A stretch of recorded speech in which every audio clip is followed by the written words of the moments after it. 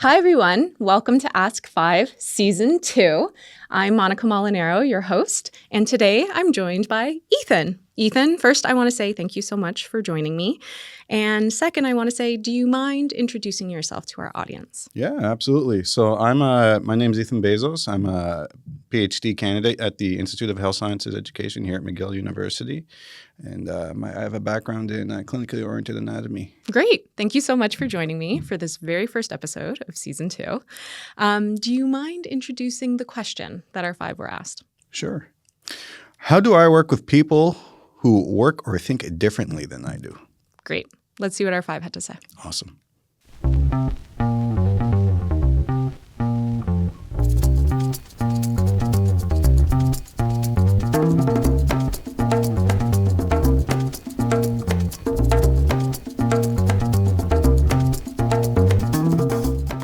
Today I'm joined by Beth Cummings. I'm an associate member of the Institute of Health Sciences Education and an associate professor in general internal medicine in the Department of Medicine. Carlos Gomez-Garibello. I'm an associate professor at the Institute of Health Sciences Education at McGill University. I also are an associate member for the Department of Surgery and the assessment lead for postgraduate medical education, all of those affiliations at McGill University.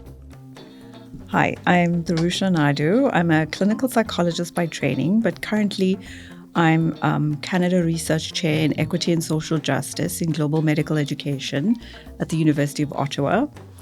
And I'm a South African. Hi, I'm Farhan. My evenings, nights, and weekends job is that I'm a pediatric intensive care physician at the Montreal Children's Hospital, McGill University Health Centre. I'm an associate member at the IHSE at McGill, and my other job is that I am the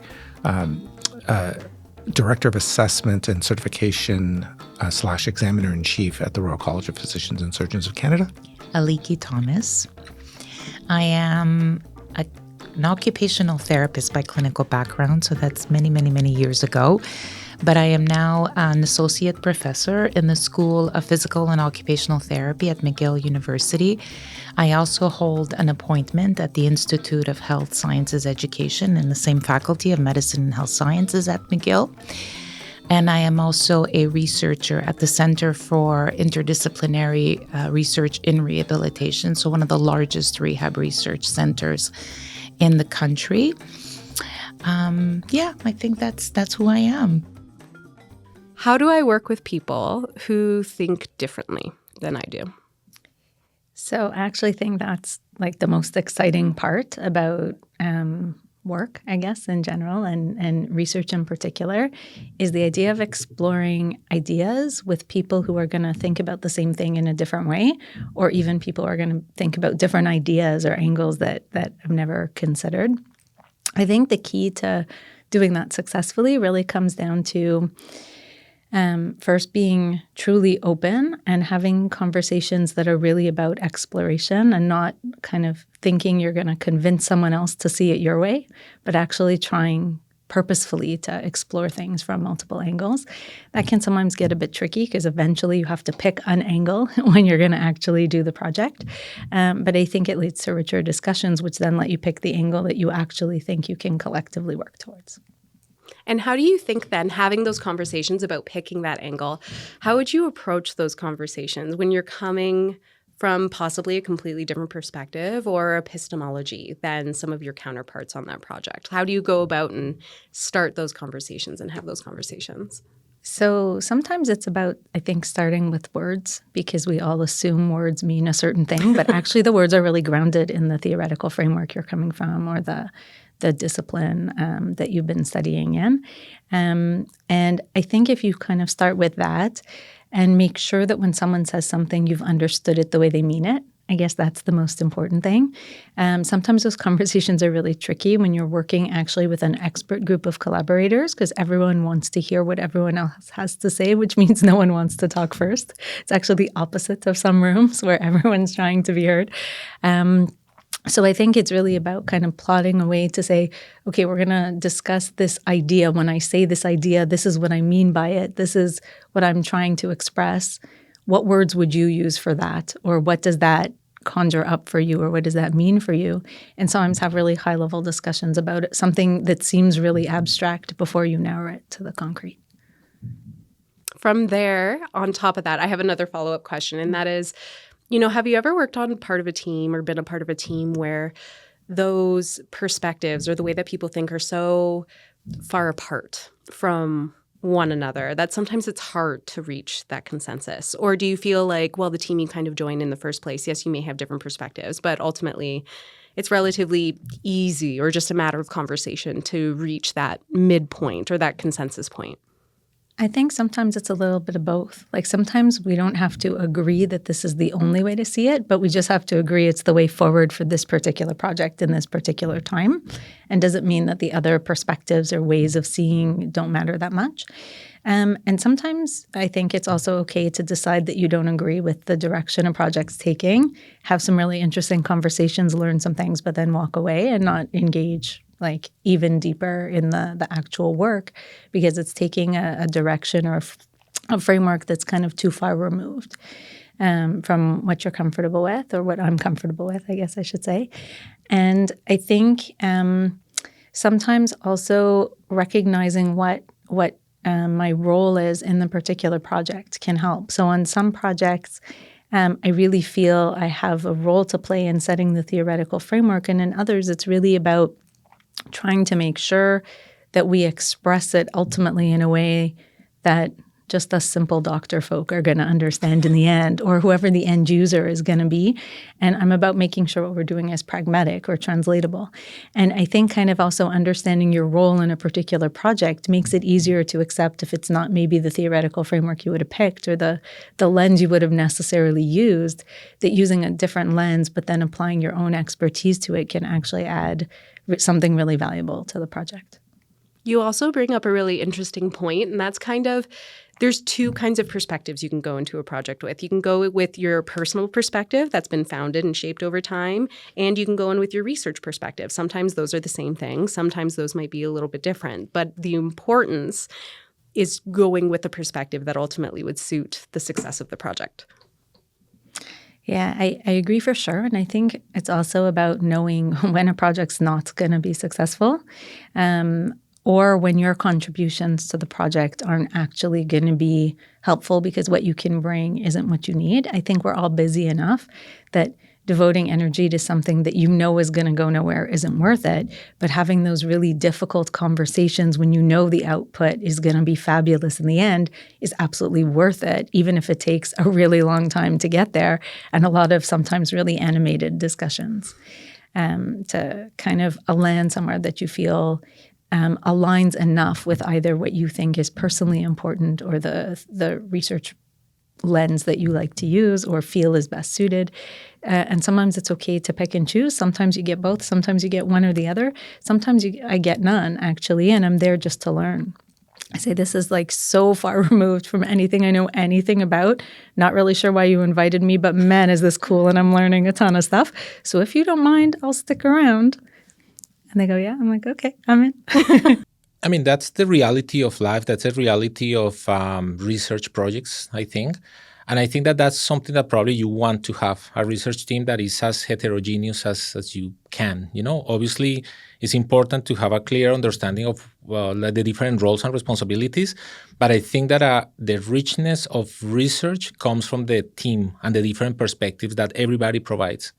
So in that sense, I think that as anything in life, you have to show some humility. You really have to be open to other perspectives, other paradigms, other methodologies, other ways to see the world.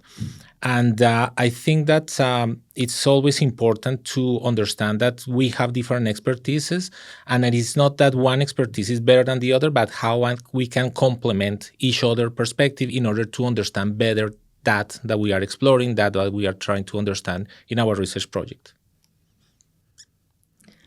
I have some questions I want to follow up on that really quickly. And it's based on your point of you don't want one to kind of overpower the other in some way. What about scenarios where you're part of a research team and there's ultimately maybe there's a conflict in epistemology. Maybe someone's really critical or really constructivist as an example, and the other person is very post-positivist or positivist. And that can lead to a big bumping of heads in some way. No, you're absolutely right. But I think that it also depends on, I think that some conversation that you need to have before starting the research project, right? And I think that obviously there is an identified principal investigator, and that person invited you, for example, or me, or any person to be part of that research team. And by accepting that person, like the one who was invited, really understand that there is like a predominant methodology, or there is a predominant kind of a perspective that somehow is the one that is the official, right? And I think that more your contribution, if you said in your in that example that you provided, that someone who has like more of a critical view and someone who is more post-positivistic or positivistic, whatever. So then I think that person needs to understand that it's really the role of this person to contribute to the research project from the capacity that was assigned to that person from the principal investigator, right? And I think that obviously if you are really into, really critical theory or hermeneutics or all of those really advanced and big words in qualitative research. So probably you are not going to look for someone who can contribute with something that is really rooted in traditional positivistic paradigm, like, I don't know, that in education or social sciences, I don't know why it's represented by statistics. Because there will be like some sort of a mismatch between the big scheme of things, what is the big idea of the research project, and what is the contribution of that person. But I think that if there is a dialogue at the beginning in which everybody is clear about what is the project and how can I contribute to answer that question or to reach those objectives of those goals, I think that will set more of the stage for people to contribute from their perspective to the advancement of any research project. So it's about outlining it at the beginning, so that potential conflict in whatever way, if it's epistemological, methodological, content-wise, doesn't end up arising later because you kind of set the expectations already. I think so. I think that it applies in research groups and in couples. But unfortunately, it doesn't happen like that with couples. But I think that in any sort of a human relationship, it's important to have like real and attainable expectations, right? So then people don't assume or having conversations about in which it is explicit what is that you are bringing to the table. I'm talking about research, right?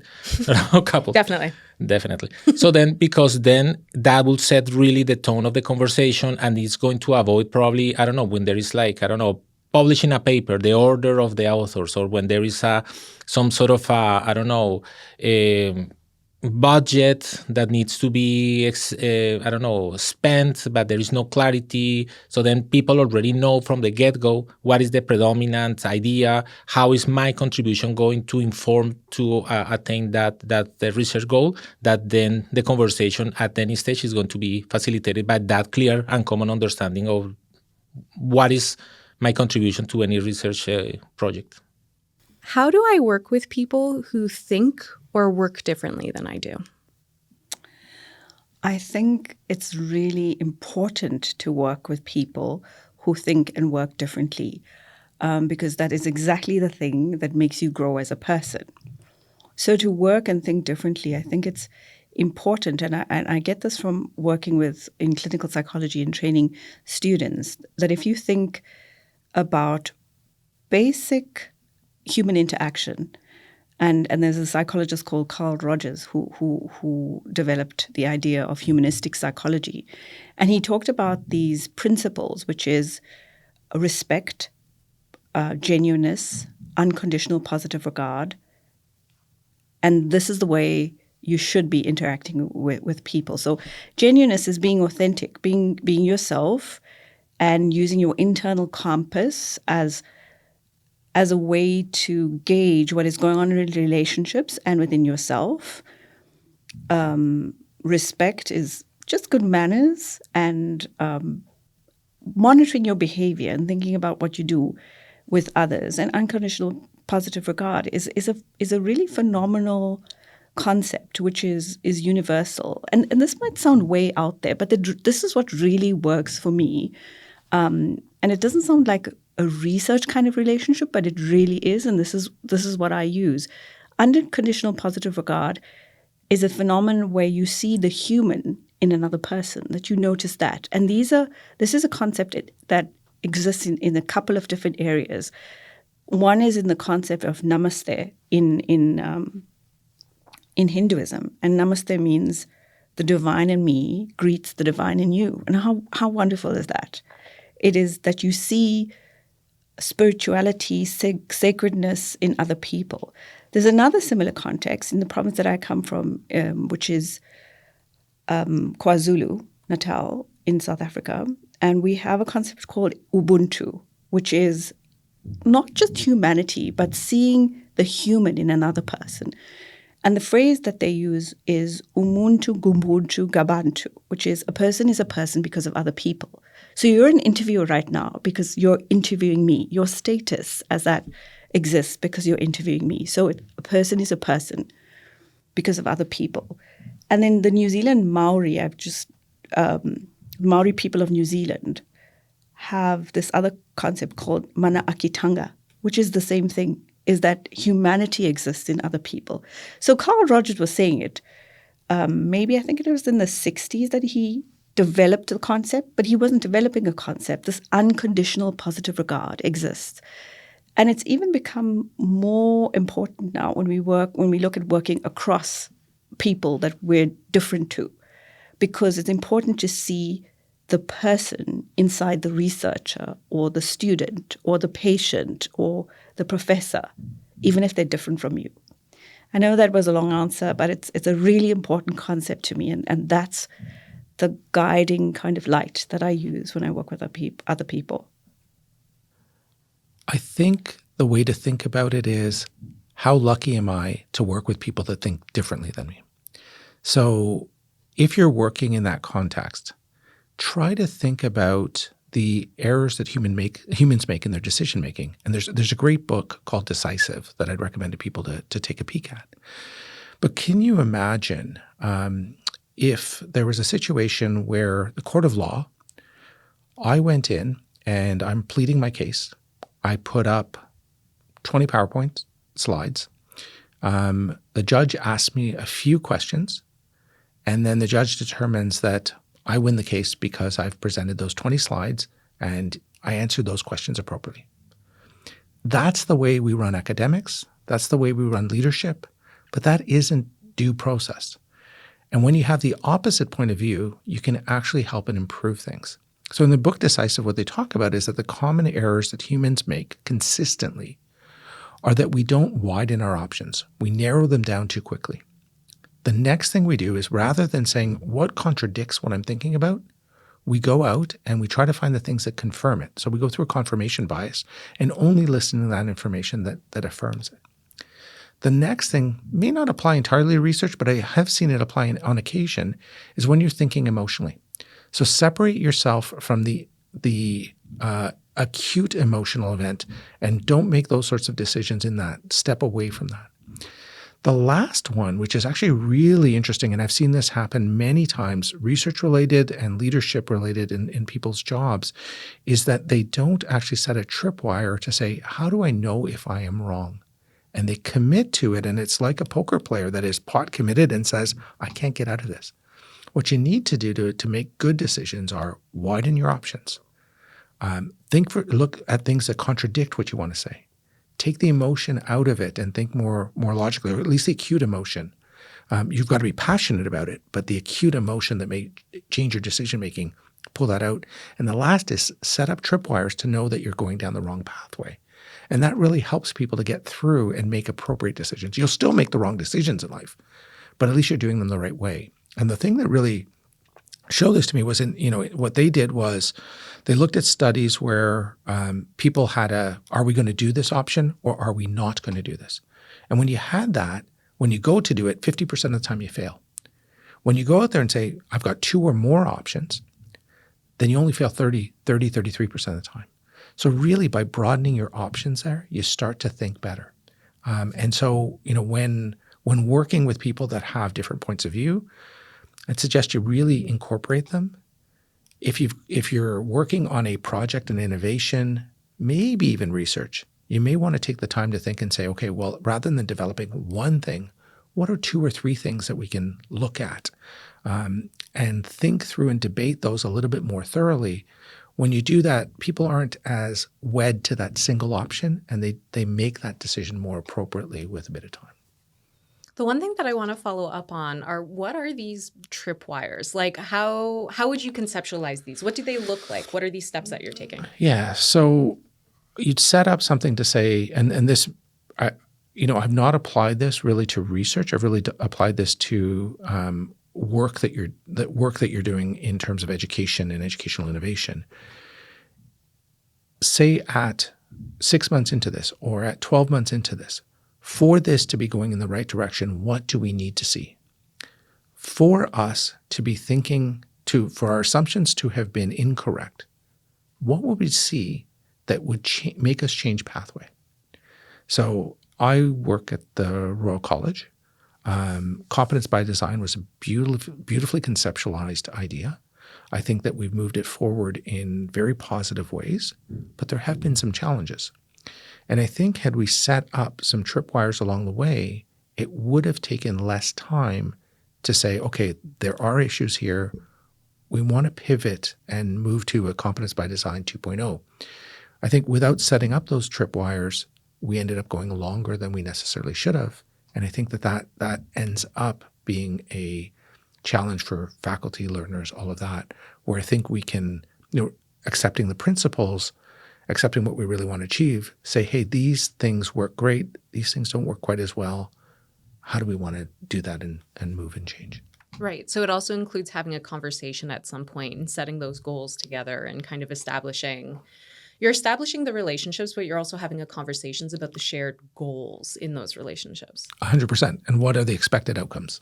And when you've got those expected outcomes, what would show us that it's not going in the direction that we'd like it to?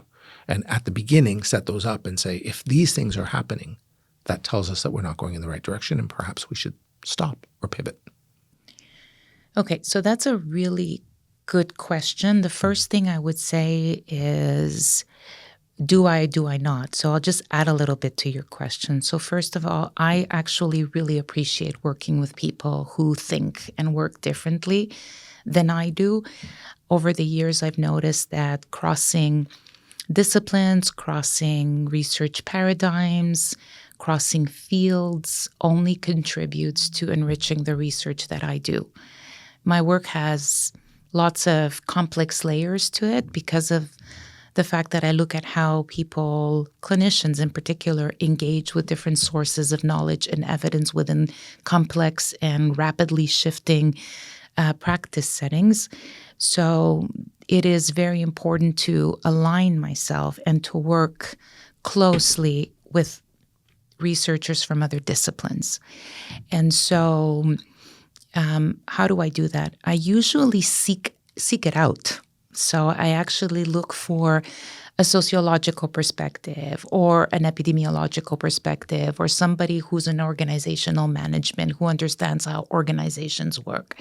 Recently, I've solicited political scientists and medical sociologists to help me look at some questions from a different perspective, expand a little bit the boundaries of my work. So how do I do it is that I make it very clear and explicit from the onset why I'm seeking those individuals out. I've heard you've been doing this kind of research. I would like to have a conversation with you. Is this something that interests you? And so that's when it is individuals I don't know. But when it's individuals that I do know, I wonder, I invite them, we have a cup of coffee, and I say, I'm working on this new idea. What do you think? Do you think that this is a lens, your lens or the discipline you're coming from? It is a very, very quantitative approach, and this is a very qualitative kind of study. Or I'd like to consider bringing in more of a political science approach to studying access to rehab services, for example. And folks usually are interested in pushing the boundaries a little bit. So when you have that connection and you're building these interdisciplinary synergies, it's perfect. It goes well. Usually it's a marriage made in heaven, but not always. So what I like to do is to put out some things from the onset Monica liked to say, I realize that in rehabilitation research, or when we're at the synergy between education and practice, these tend to be the interested parties or the stakeholders. These are some of the disciplinary traditions. It's been studied usually mostly lenses from implementation science when I do KT research, knowledge translation research. And so what I'm trying to see is whether there's going to be irreconcilable differences, or whether we're going to be able to create just a richer perspective working together. Usually people are quite honest about what they're willing to do and how much they're willing to push the boundaries and color outside the lines. And usually it works very, very well with those kinds of instances. There's instances that are a little bit difficult, and I don't know if this is part of the question, and I will pause because I know you're editing. But I do want to ask you, like, if there's a conflict in values or ways of looking at things, is that also something you want to hear about? Yes. So one of the things that I've learned over the years is values around scholarship, right? Values around authorship, values around how much time do you give people, when it's my grad students or myself, how much time do you give people advance notice that they're getting an abstract? Can you double dip abstracts, right? Can you send it to a local conference and a national conference? That's where I've seen differences in values and opinions. And when I say that I've learned the hard way is when it happens, it creates a little bit of tension. And the most important thing is to talk through it, right? So call a colleague and say, I noticed, we're being asked to review this and the deadline is tomorrow. Unfortunately, I can't. Nobody's looking for arguments. Nobody's looking for conflict, but you really rapidly see how people work and if you're comfortable with that. So when I'm very close with Monica, I'll say, Monica, I can't do it by tomorrow. Eventually, you get to know that about Aliki, and you say she needs a little bit of advance notice. Or I learned that Monica loves to do things last minute, so that's okay, right? She gets me excited and gets my adrenaline going. But it's how comfortable I am with that. And to what degree does it bump up against my values? So if you say to me, or your student says to me, there's an abstract going in tomorrow, your name is on it, then that creates conflict for me. So what I like to do is to have a conversation after the fact when it happens, that's not quite the way I like to work. And then people get to know you, you get to know them, and sort of not to go that route in the future. The most important thing for me is relationships, collegial relationships. It's not about one more abstract, one more publication, one more grad student. It's really about the healthy relationship and the collegiality with my colleagues. So, Ethan, what did you think about what our five had to say? I think a lot of times we sort of fall into this trap of doing things that make us comfortable and only staying sort of within that bubble of what is comfortable for us, right? And part of this idea of calculated risk-taking is that you're willing to go out and learn something new, and you're willing to go out and apply something that you're not necessarily comfortable with, right? Because that's how we develop not only as researchers but as humans as well, right? So change is important, and it's something we should all sort of strive to do, to put ourselves into sort of uncomfortable situations, right? And in the context of research, it's the idea that, okay, I'm going to go out there and learn a contrasting viewpoint or a contrasting philosophy of science and see if I can apply it in a context that I'm not necessarily comfortable with, because I'm willing to go out there and learn something new and further develop as a researcher, so that I have a sort of a broader toolkit of things I can, go in and pull out and apply in different contexts, because that's sort of, I think, what makes a well-rounded researcher is being able to not only have that toolkit, but have a toolkit of people that you can go out and, pester from time to time to really bring, again, that idea of alternate perspectives into your research and your work, right? And with that, Ethan, I want to thank you so much for joining me today as the first co-host of Season 2. And to everyone else, we hope you'll continue to join us for Season 2 and Ask 5. Does that make sense? That was too much. All right, let's try. Okay then. Question 9. But would a dog be like if you were going to get a pet? It would be a dog. No, it will be a hamster. Ew, really? I thought it was not judgment in this Sorry. podcast. Yeah. Get on tape that Farhan's a Leaf fan. Yeah, no. You know, I'll one. Yeah, I know. It's gonna mess my hair though, dude. Look good. It's Dude, I never look good. I know. See, I know he's lying, right? Like, You're now a superhero with an unlikely power. Is it the ability to shoot meatballs out of your nostrils or the power to create force fields but only around ants? Oh, goodness. The second, and I'm trying to figure out why. So you automatically lean towards force fields around ants. and no meatballs coming out of noses. Is there any other purpose for detaching your thumb, or would it solely just what other purpose could there be? You can have a free chip put in your brain so that you would know all basic knowledge, such as multiplication tables, history facts, and automatically be able to speak and understand other languages. Would you do so? Why or why not? I already have that chip. Next question. Okay, pick another number.